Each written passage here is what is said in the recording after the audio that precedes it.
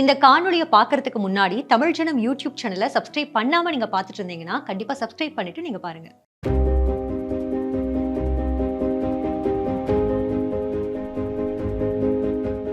முட்டைகளின் நகரம் என்று அழைக்கப்படும் நாமக்கல் மாவட்டம் இந்தியாவின் முட்டை ஏற்றுமதியில் சுமார் 95% பங்கு வகிக்கிறது. நாமக்கல், சேலம், ஈரோடு, பெருந்துறை, கோவை உள்ளிட்ட பல்வேறு மாவட்டங்களில் சுமார் 1300 கோழி பண்ணைகளும் 7.5 கோடி முட்டையிடும் கோழிகளும் உள்ளன. இவற்றின் மூலம் நாள் ஒன்றுக்கு சுமார் 6.5 கோடி முட்டைகள் உற்பத்தி செய்யப்படும் நிலையில் அதற்கான விலையை தேசிய முட்டை ஒருங்கிணைப்பு குழு நாள்தோறும் நிர்ணயம் செய்து வருகிறது.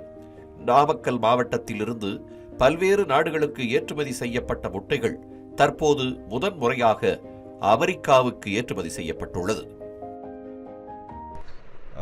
யூஎஸ் விட்டுட்டு நம்மளுக்கு இப்போ நாமக்கல் எக்ஸ்போர்ட் மார்க்கெட்னு பார்த்திங்கன்னா மோஸ்ட்டாக மிடில் ஈஸ்ட் ஆஃப்ரிக்காவுக்கு தான். ஸோ மிடில் ஈஸ்ட்டில் வந்து துபாய் பண்ணுறோம், ஒமான் பண்ணுறோம், பஹ்ரைன், கத்தார் பண்ணுறோம், அப்புறம் மால்தீவ்ஸ் போகுது. ஆஃப்ரிக்காவில் ஆல்மோஸ்ட் ஆல் ஆஃப் ஆஃப்ரிக்கா பண்ணிக்கிட்டு இருக்கோம்.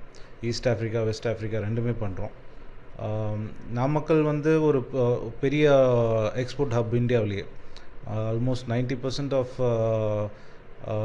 இந்தியன் எக்ஸ்போர்ட் வந்து இங்கே நாமக்கல் தான் நடக்குது.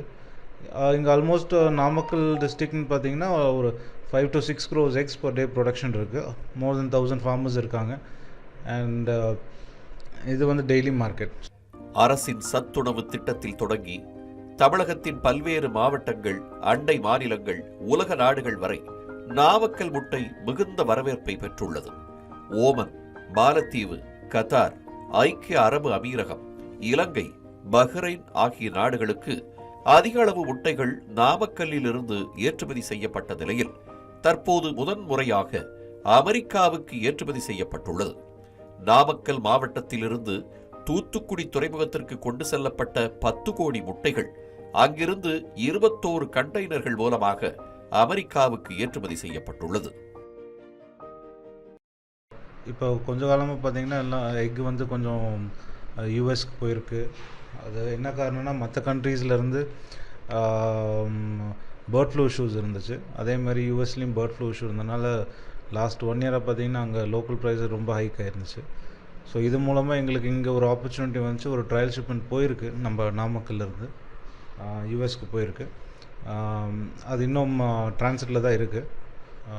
ஸோ ஒன்ஸ் ரீச் ஆனதுக்கப்புறம் தான் மார்க்கெட் ஓப்பன் ஆகுமா, அந்த குவாலிட்டி நம்ம இந்தியன் குவாலிட்டி அவங்க யூஎஸில் அக்செப்ட் பண்ணுறாங்களான்னு தெரியும். நோய் தடுப்பு, தூய்மை, தடுப்பு மருந்து உள்ளிட்ட நடைமுறைகளை பின்பற்றிய பின்னர் ஏற்றுமதி செய்யப்படும் முட்டைகளுக்கு அமெரிக்காவில் உரிய தரச்சான்று அளிக்கும் பட்சத்தில் அடுத்தடுத்து பல கோடி முட்டைகளை அனுப்புவதற்கு வாய்ப்பாக அமையும் என்றும் முட்டை ஏற்றுமதியாளர்கள் தெரிவித்துள்ளனர். தமிழ் ஜனம் செய்திகளுக்காக நாமக்கல் செய்தியாளர் முகேஷ். இது மாதிரி பல சுவாரஸ்யமான தகவல்களை பார்க்கணும்னா தமிழ் ஜனம் யூடியூப் சேனலை சப்ஸ்கிரைப் பண்ணுங்க.